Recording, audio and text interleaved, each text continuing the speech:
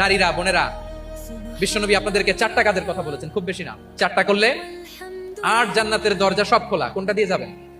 যেটা দিয়ে মনে চায়। 1 নাম্বার 5 ওয়াক্ত নামাজ। আমার বোনেরা জোহরের নামাজ পড়তে পড়তে এটা আসরে নিয়ে যায়, আসর পড়তে পড়তে এটা মাগরিবে নিয়ে যায়, এরকম আসরে নাই। আমার বোনেরা এটা করবেন না। ইন্নাস সালাতা কানাত আলাল মুমিনিনা কিতাবাম মাওকুতা। সময় মতো পড়বেন। সামাদ শাহরা, রমাদানের রোজাগুলো রাখবেন। হাফিজাত ফুরুজাহা, যে নারী তার চরিত্রকে হেফাজত করে, তার প্রাইভেট হেফাজত করে, তার লজ্জাস্থান হেফাজত করে। ও মায়েরা, আপনার এই গর্ভ যে কত দামি আপনি জানেন না।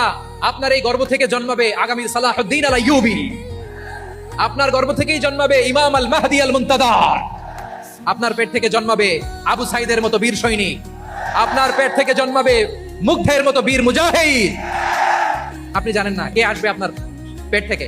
সময়টাকে কাজে লাগান, ইসলামকে বুঝেন, মানেন, আমাদের ইসলামিক লেকচারগুলো শুনেন, আমরা যে বার্তাগুলো আপনাদের খেদমতে রাখি এগুলো মেনে চলুন। আপনিই পারেন আপনার ঘরটাকে জান্নাতের টুকরা বানাতে।